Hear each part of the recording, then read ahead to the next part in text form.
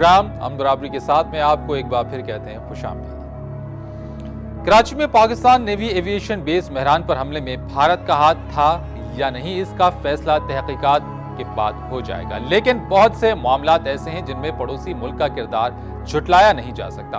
انہی میں سے ایک ہولناک واردات ہے سمجھوتہ ایکسپریس کی آتش زدگی۔ بھارت سے پاکستان آنے والی اس ٹرین کو 7 فروری 2007 کو آگ لگائی گئی تھی۔ دہشت گردی کی اس انسانیت سوز واردات میں 68 افراد زندہ جل گئے تھے، جن میں سے 50 پاکستانی تھے۔ بھارت نے شروع میں اس کا ملبہ بھی کشمیری حریت پسندوں پر ڈالنے کی کوشش کی، لیکن بعد میں سچ سامنے آ ہی گیا کہ یہ کارروائی بھارتی فوج کے افسران اور انتہا پسند ہندوؤں کا کام تھا۔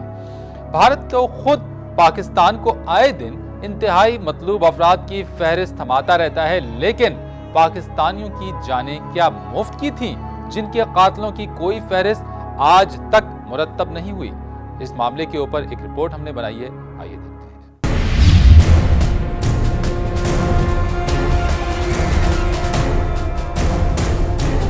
ہیں۔ بھارت انتہائی مطلوب افراد کی فہرست مسلط کرتا ہے اور ہمارے حکام جعلی فہرست پر بھی تفتیش و تحقیق کا وعدہ کر لیتے ہیں۔ دوسری طرف سمجھوتہ ایکسپریس میں پاکستانیوں کو زندہ جلانے والے کرنل پروہت اور اس کے نیٹ ورک کے خلاف ہمارے حکام جانے کس مصلحت کے تحت خاموش رہتے ہیں۔ اسامہ بن لادن کی ہلاکت کے بعد بھارتی وزارت داخلہ نے انتہائی مطلوب افراد کی ایک فہرست پاکستان کے متھے مار دی۔ یہ فہرست بھارتی انٹیلیجنس اداروں کی صلاحیتوں کا نچوڑ تھی۔ فہرست سے ثابت ہو گیا کہ بھارتی انٹیلیجنس ادارے واقعی جعلسازی کے چیمپئن ہیں، لیکن جھوٹ جھوٹ ہی ہوتا ہے جس کی عمر زیادہ نہیں۔ بھارتی وزارت داخلہ کی یہ فہرست جعلی ثابت ہو گئی، تاہم شرمندہ ہونا تو شاید پڑوسیوں نے سیکھا ہی نہیں۔ In this troubled neighborhood, there are countries with governments that are extremely fragile. All this increases the level of threat to our security and our independence. We therefore call upon all our security forces to defend our independence, our sovereignty and our security. بھارتی جعلسازیاں تو اپنی جگہ، لیکن کچھ ذمہ داری ہماری بھی بنتی ہے۔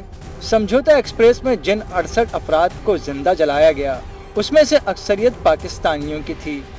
بھارتی لیفٹیننٹ کرنل پرشاد سری کان پروہت نے فروری 2007 کو سمجھوتہ ایکسپریس میں دھماکے کرائے، جس میں آگ لگ گئی تھی۔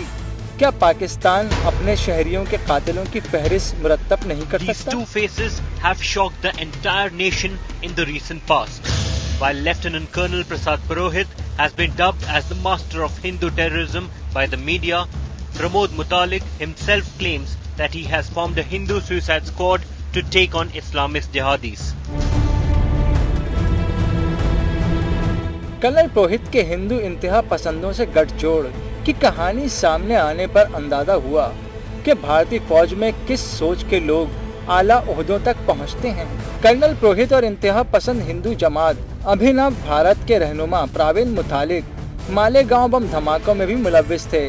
بھارت کی روایت پر پاکستان بھی سمجھوتہ ایکسپریس کے قاتلوں کی فہرست پیش کر دے تو نئی دلی اسے اپنے معاملات میں مداخلت قرار نہیں دے سکتا، کیونکہ بھارتی سرزمین پر بہنے والا خون ناحق لاوارث نہیں تھا۔